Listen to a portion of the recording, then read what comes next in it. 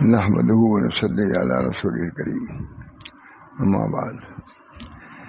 ماشاء اللہ مجلس کا سلسلہ تو 17 سال سے چل ہی رہا ہے، اور زیادہ تر اپنے بزرگوں کی عبارات کو میں سناتا رہتا ہوں، اور یہی طریقہ حضرت معاشہ رسول اللہ صلی اللہ علیہ وسلم عموماً کتابیں سناتے ہی تھے، اور یہی کتابیں جو سنا رہا ہوں۔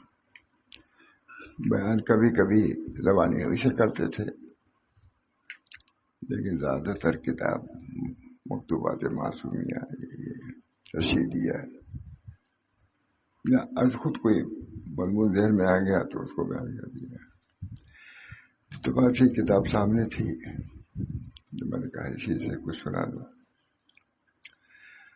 خواجہ محمد معصوم رحمۃ اللہ، جن کے 7,000 خلیفہ تھے، 7,000، بہت زیادہ صاحب تصرف تھے، مجدد صاحب کے صاحبزادے تھے۔ نصیحت فرما رہے ہیں،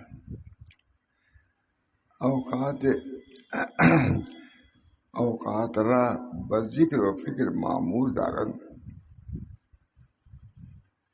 اپنے اوقات کو ذکر و فکر سے آباد رکھو۔ یہ پہلی ہی بات ہو، اللہ تعالی ہم لوگوں کو اس کی توفیق مرحمت ہو۔ ہم لوگ آئے کوپا گنج میں رہتے تھے،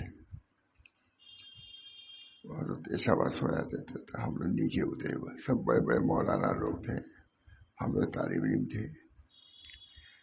11-12 بجے رات میں نیچے کمرے میں کوئی بات ہو رہی تھی، اس میں کچھ ہنسی کی بات نہیں، سب اپنے لوگ تھے وہاں، عبدالرؤف صاحب وغیرہ مشہور تھے، لیکن حضرت کو ناگوار ہوا،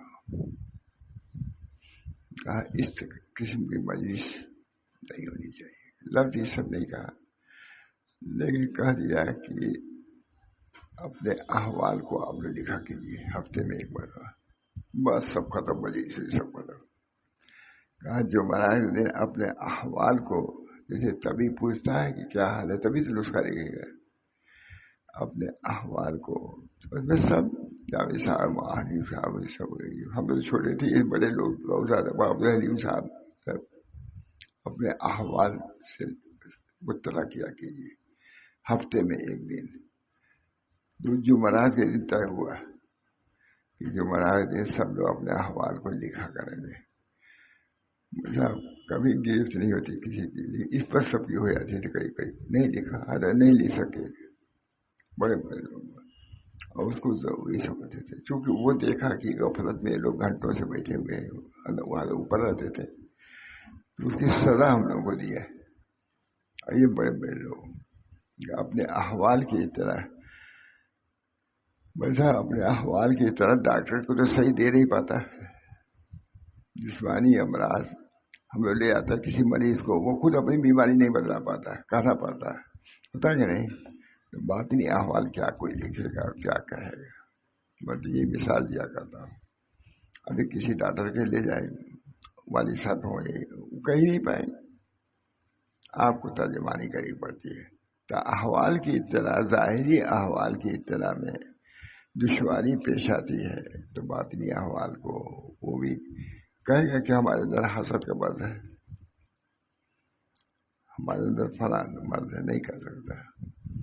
تو حضرت نے علاج کیا، اسی نے دیکھا کہ سب لوگ ہنس رہے ہیں، سب لوگ تھے، سبھی نے سمجھ لیجیے، اسی دن کا ہی ہے کہ آپ لوگ اپنے احوال کی اطلاع کیا کیجیے، اب جمعرات کے دن اور جمعرات کے دن پیش کیا کیجیے۔ عجیب سب کی حالت ہوتی تھی، مجھ سے عجیب حالت۔ ایک عالم نے لکھا، حضرت کا قانون ہے، قانون، حضرت کہا میں اسی وجہ سے کہتا ہوں خط لکھا کرو، تاکہ املا تو تمہیں کی درست ہو جائے۔ اور قانون کسے لکھا تھا؟ استاد الاساتذہ نے۔ تم خط جب قانون لکھ رہے ہو قانون کو، تو کیا تمہارے حالات کی وجہ سے؟ بہت ایسا مدبر قسم میں تھے، سب کو لگا دیا کام میں، کہاں کہ پھر مجلس کہاں گے، سب لوگ اپنے کام میں لگے۔ اللہ تعالیٰ ہم سب لوگوں کو اپنے کام میں لگائے، وقت ضیاء وقت سے بہرحال اپنے اوقات کو ذکر و فکر سے معمول رکھو۔ خواجہ محمد معصوم اپنے مرید کو لکھ رہے ہیں، 7,000 خلیفہ تھے مولانا، 7,000 کے خلیفہ تھے، ان کے سواری ضرور پڑھنی چاہیے۔ ہمارے حضرت کبھی سوال نہیں سناتے تھے۔ اپنے اوقات کو ذکر و فکر سے معمور اور آباد رکھو۔ کہنا اچھا ہے، یہ اردو ہے، اس کی فارسی کیسی ہوگی؟ فارسی یہ ہے، اوقات را بذکر و فکر معمور دارن دس تنویر باطن کشن کہ محل نظر مولا سے، کہ مولا کا محل نظر یہی قلب ہے، اس کو جگاؤ، روشن کرو۔ دونوں فرق ہو گیا نا عربی۔ اوقات را بذکر و فکر معمول دارن و در تنویر باطن کوشن کہ محل نظر مولاست و تنویر باطن منوط بدوام دے۔ اور تنویر باطن کیسے ہوگا؟ جب دوام ذکر حاصل ہوگا۔ پورے اسی میں پورا بیان کر دیا تصور۔ اصل یہ ہے کیسے حاصل ہوگا بتا دیا۔ خواجہ محمد کامل تھے، 7,000 خلیفہ تھے۔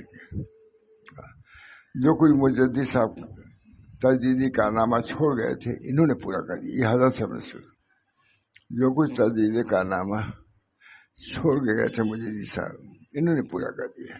کیسے تھے اللہ علیہ، کیسے صاحب نسبت تھے۔ ان کی سوانح ضرور پڑھی مولانا، کون پڑھتا ہے؟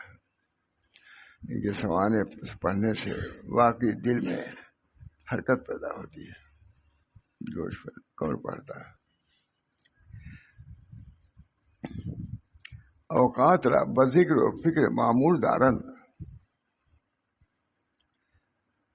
مدت تنویر باطن کوشن، باطن کی تنویر میں کوشش کرو کہ محل نظر مولا سے ٹھیک سعادت۔ انہی کو بلایا تھا اورنگزیب نے، اورنگزیب نے اپنے یہاں رکھا اپنی اصلاح کے لیے، اورنگزیب نے اپنے یہاں رکھا، دربار میں رکھا، اصلاح کیا، جبکہ یہ 30 سال کے تھے صرف، اور وہ 70 سال کے تھے۔ اور انہوں نے اپنی اصلاح کے لیے مجدد صاحب سے کہا کہ کسی کو بھیجیے، کہا میرے پاس کوئی نہیں ہے، یہ لڑکا اس کو لے کے چلے جاؤ۔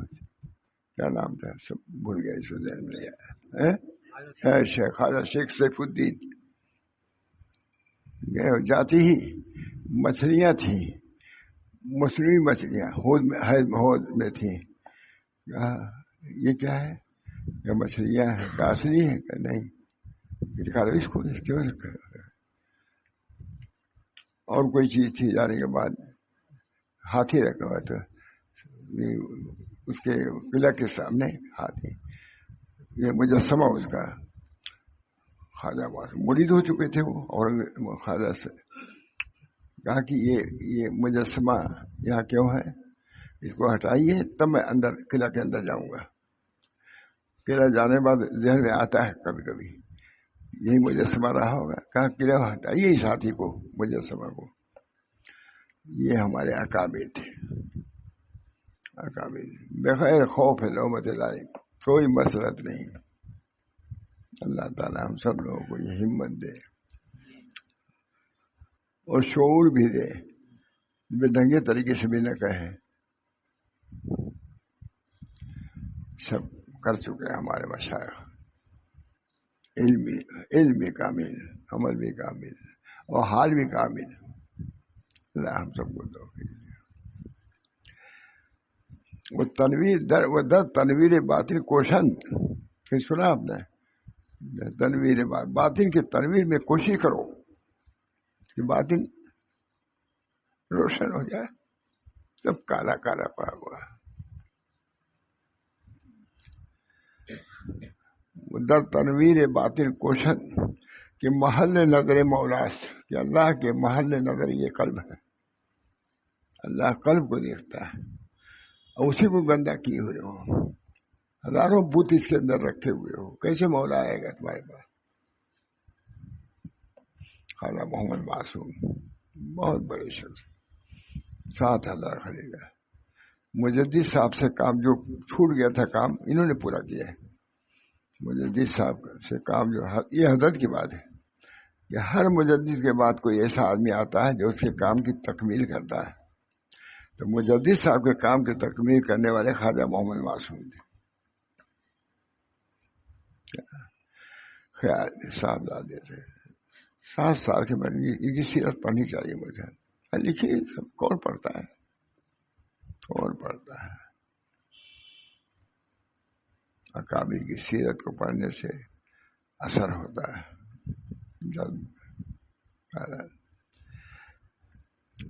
کہتے ہیں تنویر باطن کوشن، باطن کے تنویر روشن کرنے میں کوشش کرو کہ محل نظر مولاس وہ تنویر باطن منوط بدوام ذکر و مراقبات. کتنا مرتب لکھ رہے ہیں باطن کی تنویر، یہ کیونکہ وہ محل نظر مولا ہے، اس کو ٹھیک کرو. خدا کی نظر اس پر نہیں ہے، اس پر ہے. وہ تنویر باطن، اب دیکھیں پھر لکھ رہے ہیں وہ تنویر باطن منوط بدوام ذکر و مراقبات. کہتے ہیں باطن کی تعمیر، یہ کہتے ہیں اس کا دار و مدار ہے دوام ذکر پر. دوام ذکر ہوگا تو باطن میں نورانیت آئے گی.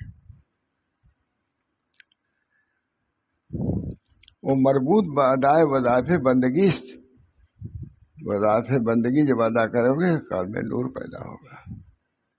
وہ ادائے فرائض و سنن واجبات و اجتناب بدعات و محرمات و مکروہات برقد کی در اتباع شریعت دست اجتناب سب یہ کرو گے تو قلب میں جائے گی اللہ تعالیٰ کی طرف سے نور آئے گا، نورانیت آئے گی.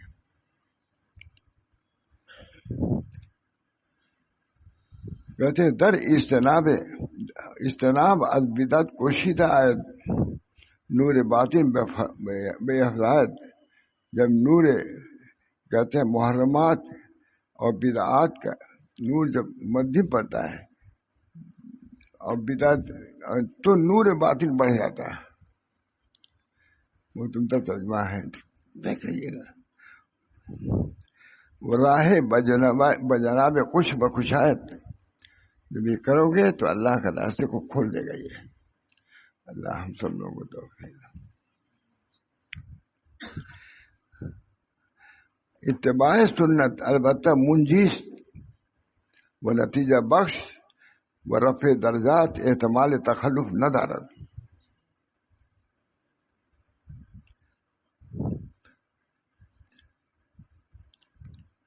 بدعت سے اجتناب کرو اور نور باطن اس سے بڑھے گا اور راستہ جناب قص میں کھول دے گا. کون؟ اتباع سنت. وہ نتیجہ بخش احتمال تخلف نہ ڈالا. لیکن اس کے ماسوا جو چیزیں ہیں ذکر و فکر کے علاوہ، لیکن اس کے ماسوا جو چیزیں ہیں ان میں خطرہ ہی خطرہ ہے. یہ سب چیزیں ضرور سناتے تھے علماء جب آتے تھے، وہی اسی سے نقل. اور عام طور سے بڑے علماء بھی کہاں ہی کتابیں دیکھتے ہیں، کہیں معصومیت سنا بھی نہیں ہوگا کوئی.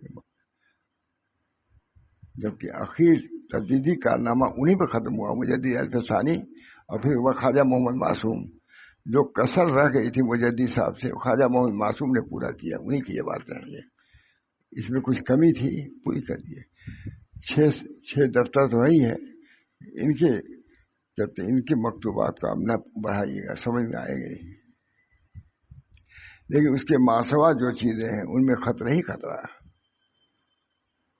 اللہ تعالیٰ بلکہ وہ شیطانی راستہ ہے، لہذا ان سے بہت اجتناب کرو. اپنے مرید کو لکھ رہے ہیں شیطانی راستہ سے بہت اجتناب، ان سے بہت اجتناب کرو اور احتیاط کلی رکھو. اپنے دل کی کتنی حفاظت یہ حضرات کرتے تھے. حضرت ماشاء اللہ تھے، میں تھا، ان کی ایک نوازی تھی بیٹے، حضرت آئس کریم آئی، اس زمانے میں کہا آئس کریم بہت اچھی، ایک چمچہ کھایا، دوسرے چمچے میں نوازی بھی دے دیا، لے جاؤ، میں کھاؤں گا تو گناہ ہی کروں گا۔ اور شاہ رسول اللہ صاحب کتنا ہم لوگوں کو مانتے ہیں، سبھی علماء مانتے ہیں مشائخ، لیکن حال یہ تھا، اپنے کمرے میں ٹہل رہے تھے، مر گیا ہے، یہ شعر پڑھ رہے تھے، تو پیر شدی حافظ میں قدم بیروش ہو، تو پیر شدی حافظ میں قدم بیروش ہو، رندی و حوصلہ کی درحد شباب اولا۔ مجدی صاحب اب بڈھے ہو گئے، اب نکلو مت خانے سے، یہ جو تمہاری رندی ہے آزادی، یہ جوانی میں زیب دیتی تھی، بڑھاپے میں نہیں۔ یہ شعر ہم نے حضرت کو پڑھتے ہوئے سنا، ٹہلتے ہوئے، ٹہل رہے تھے، اس میں کوئی نہیں تھا، میں اتفاق سے پہنچ گیا وہاں، تو پیر شدی حافظ میں قدم بیروش ہو، رندی و حوصلہ کی درحد شباب اولا۔ لیکن اس کے ماسوا جو چیزیں ہیں ان میں خطرہ ہی خطرہ ہے، بلکہ وہ شیطانی راستہ ہے، لہذا ان سے بہت اجتناب کرو اور احتیاط کلی رکھو، اس لیے کہ حق کے بعد وجود گمراہی کے اور کچھ نہیں ہے، حق دو ہی ہے، حق یا گمراہی، حق کو چھوڑو گے تو گمراہی میں جاؤ گے۔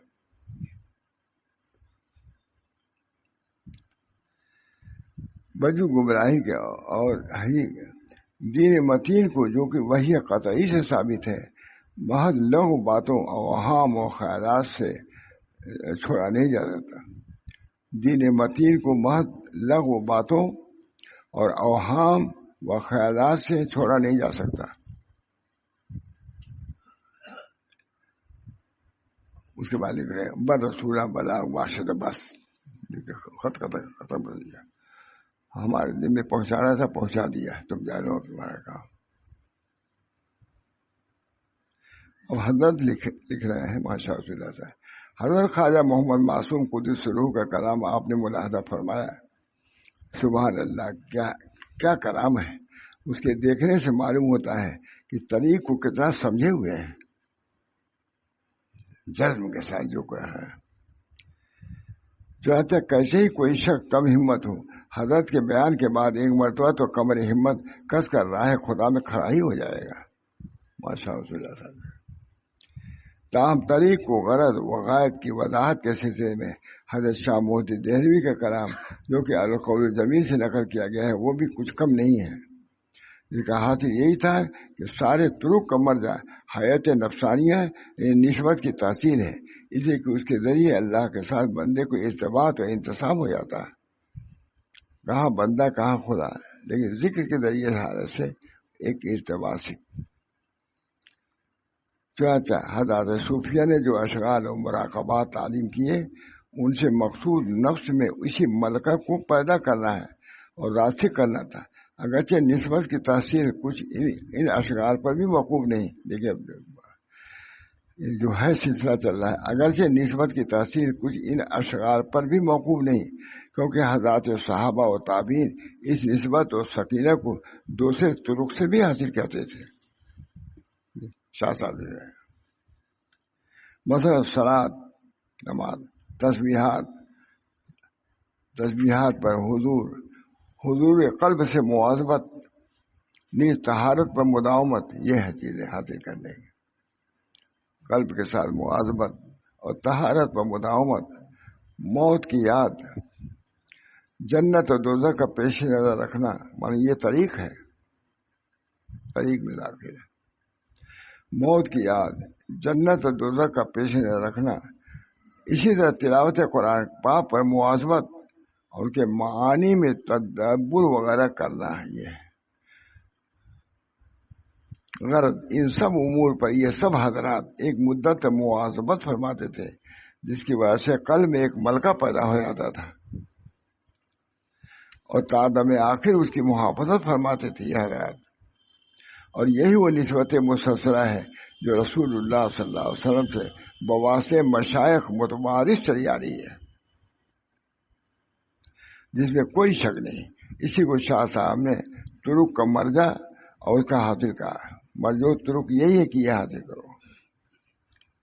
اور ایک اور مقام پر اس کو غنیمت کبریٰ کہتے ہیں، چنانچہ فرماتے ہیں نسبت صوفیہ غنیمت کبریٰ و رسوم عشا ہے حضرت، صوفیہ کی نسبت بہت غنیمت ہے، لیکن کہ رسوم کی کوئی حیثیت نہیں ہے، اگر بے رسوم کی کوئی چیز حاصل کر لو کامیاب۔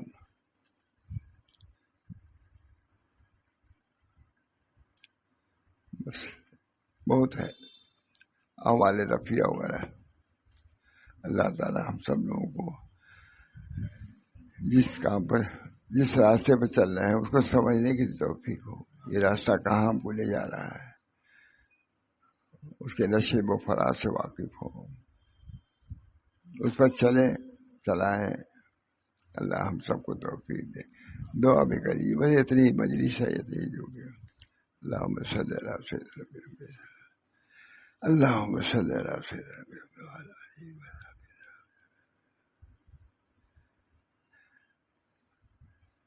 فسہل یا الہی کل صعب بحرمت سید الابرار سہل۔